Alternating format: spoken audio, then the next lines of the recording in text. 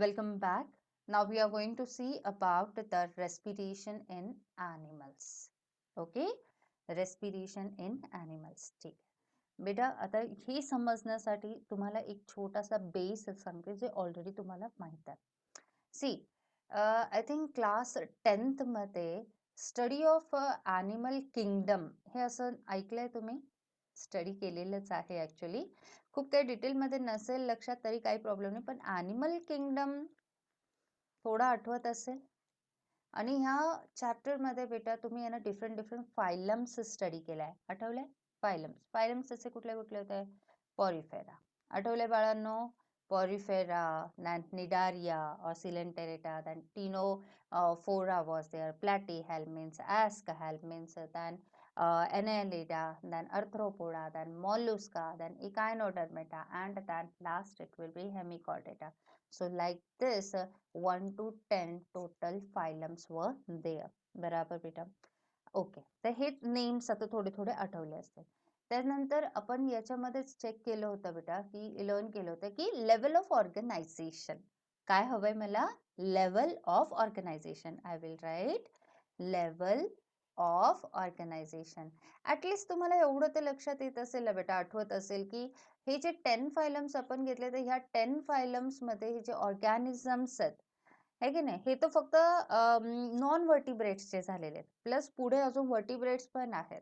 एम्फिबियन्स आहे, रेप्टिलिया आहे, पायसेस आहे, मॅमल्स आहे, एव्स आहेत, हे सगळे होते. आणि प्लस हे 10 फायलम्स पण आहेत. बरोबर. तर इथे एक लक्षात येत असेल बेटा तुमचं की लेवल ऑफ ऑर्गनायझेशन होतं, मीन्स काही जे येतं सेल्युलर लेवल होते है ना, सिम्पलेस्ट फॉर्म वाले सेल्युलर लेवल, म्हणजे त्यांच्या बॉडीमध्ये फक्त सेल्स सेल्स सेल्स दिसेल, कुठला टिश्यू नाही, कुठला ऑर्गन नाही, कुठले ऑर्गन सिस्टीम नाही.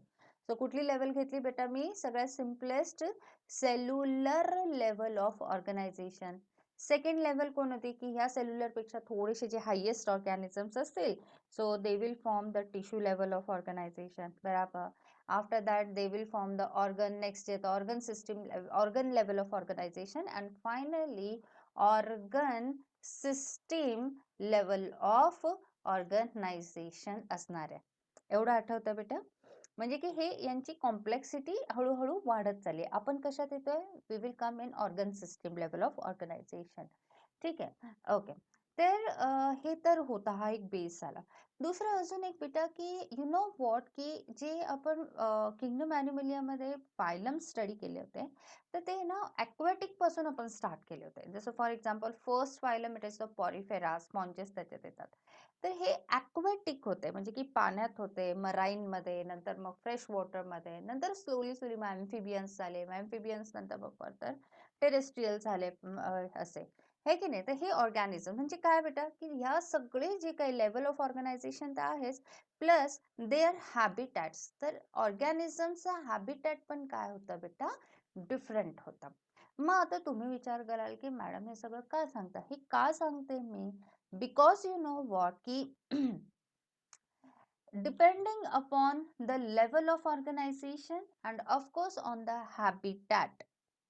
हॅबिटॅट काय पर्टिक्युलर ऑर्गॅनिझमचा, कुठल्या लेवल ऑफ ऑर्गनायझेशन आहे त्या पर्टिक्युलर ऑर्गॅनिझमची, depending on that there will be a type of respiratory organ or respiration process. आलं बेटा लक्षात? म्हणजे ते रेस्पायरेटरी सरफेस असेल, रेस्पायरेटरी ऑर्गन असेल, रेस्पायरेटरी रेस्पिरेशनची प्रोसेस असेल, तर ते ह्या गोष्टींवरती डिपेंड करतं. तो पाण्यात राहतोय का जमिनीवरती राहतो एखादं organism, right?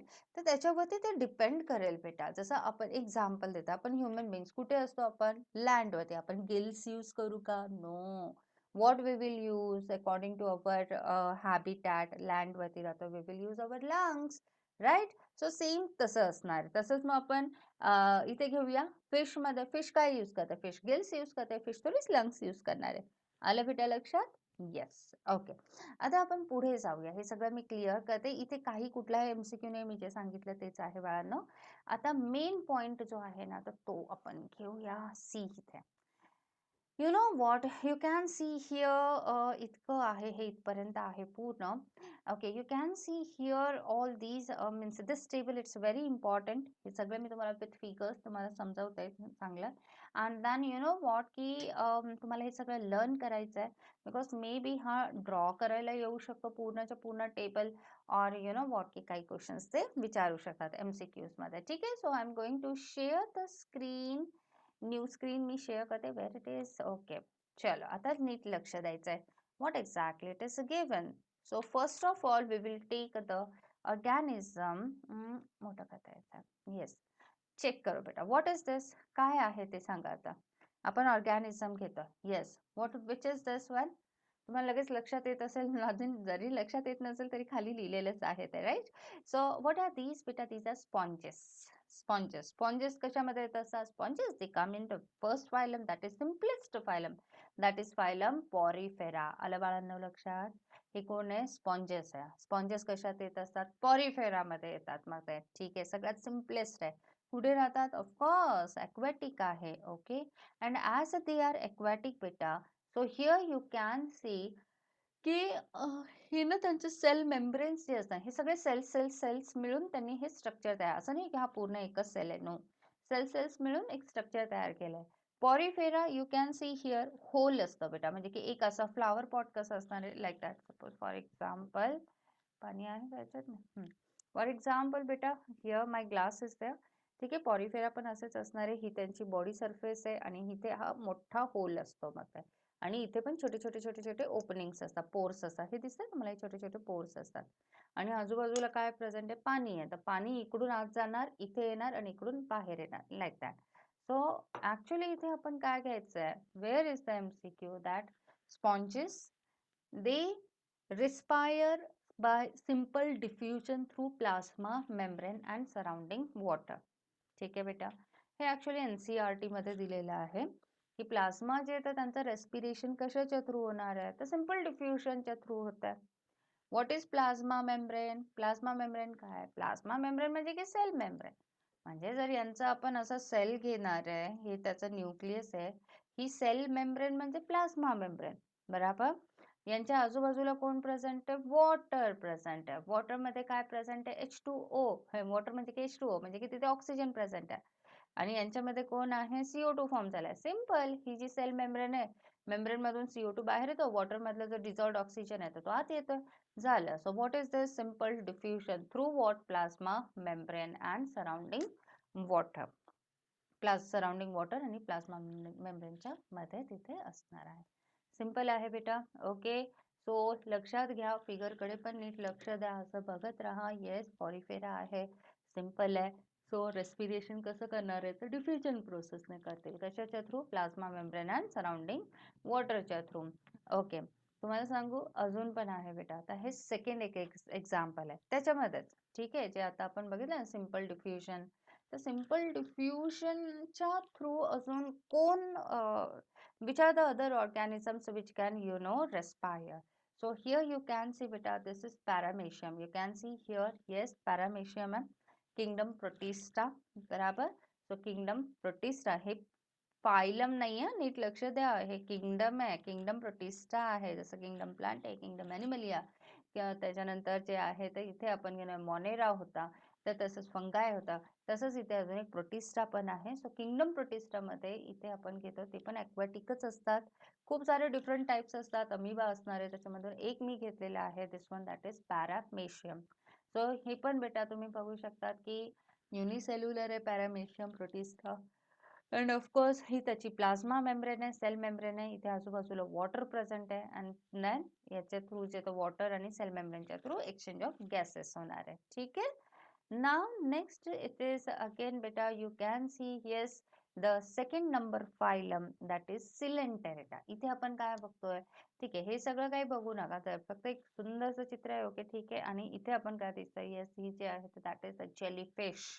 Okay, actually you know what, we are having the second number phylum, that is Cnidaria or Coelenterata. He second नंबरची फायलम आहे. तुम्हाला आठवत असेल हे सगळं वर्ड्स. ओके, तर बेटा हे सुद्धा आहे ना ॲक्वॅटिक आहे. बघा ना, इथे दिसतंय आपल्याला पाण्यात राहतात, ते असं पाणी पाणी आहे ना, ॲक्वॅटिक आहे.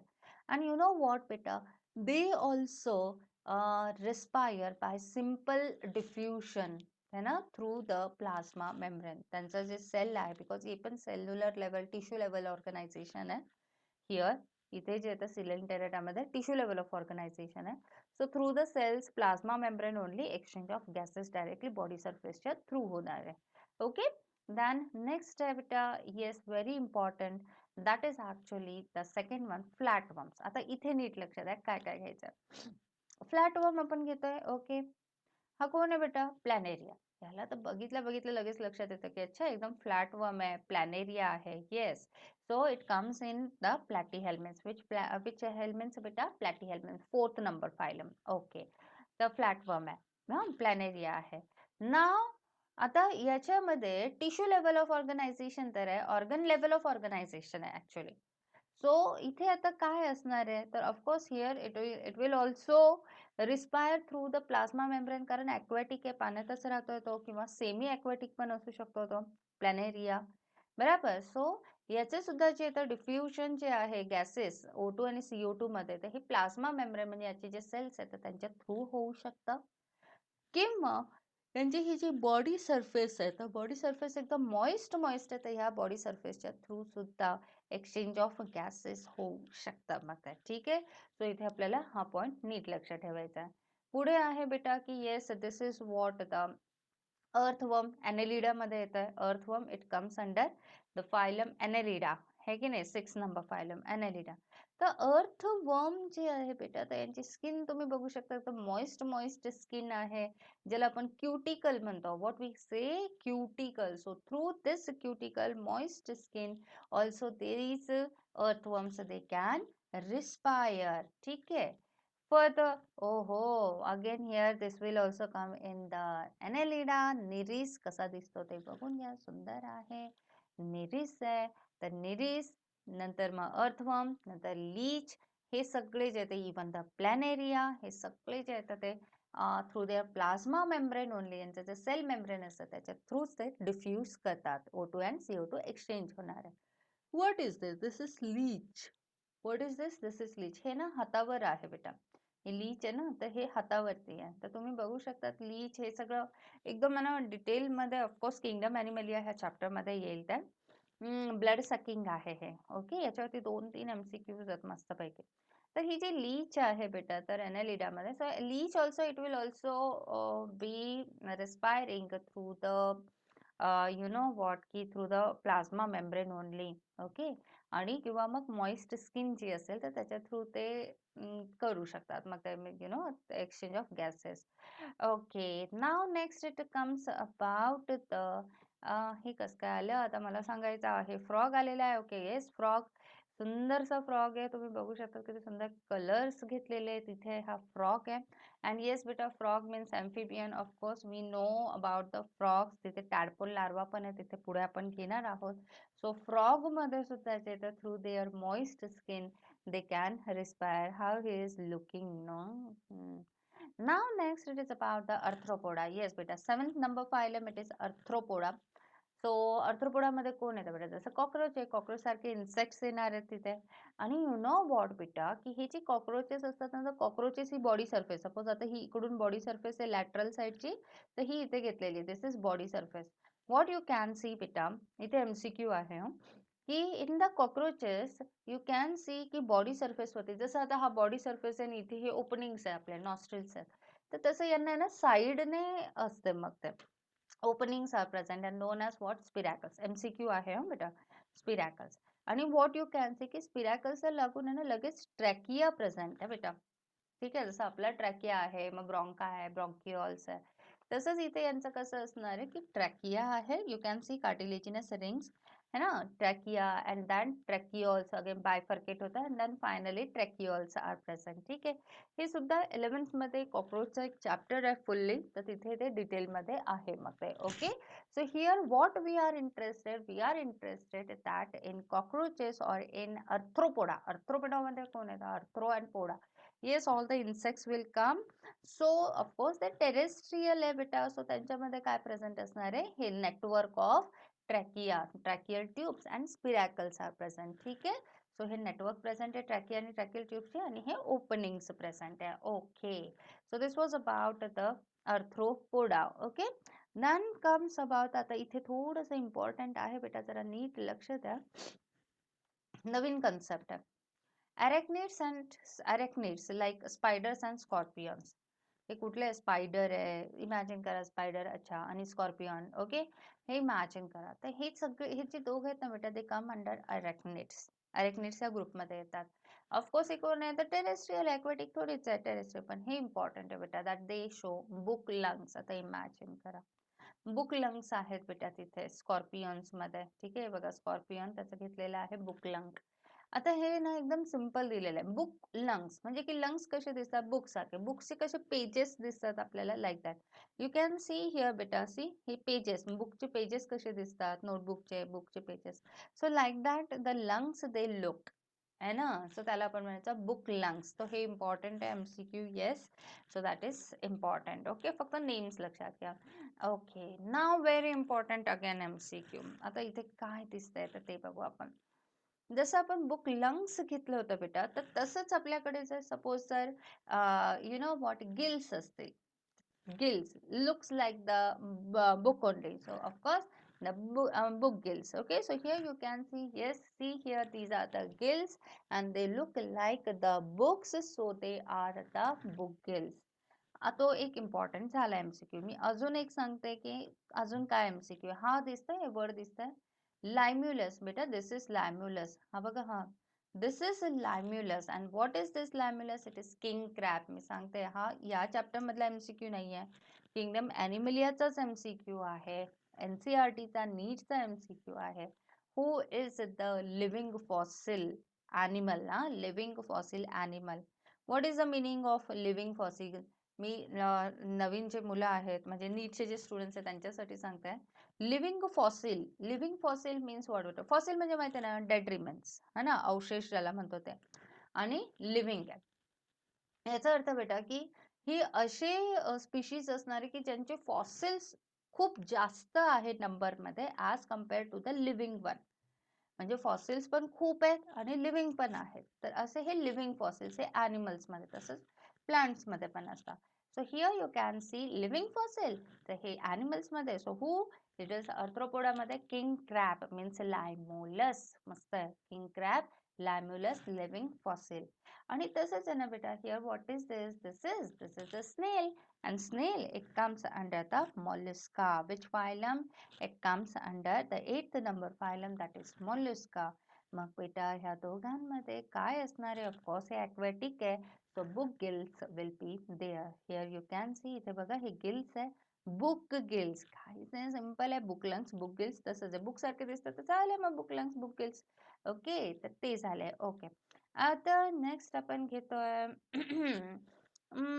आता आपण घेणार आहेत. येस, इथे काय दिसतंय तुम्हाला? तुम्हाला माहिती आहे बेटा, गिल्स आहेत ना, 2 टाईप्सचे असणार आहे. Gills are of 2 types. एक असतात एक्सटर्नल गिल्स, गिल्स जे बाहेर आलेले असतात गिल्स. जसं आपला कान आहे, हा बाहेर आलेला आहे, तर एक्सटर्नल झालेले आहेत.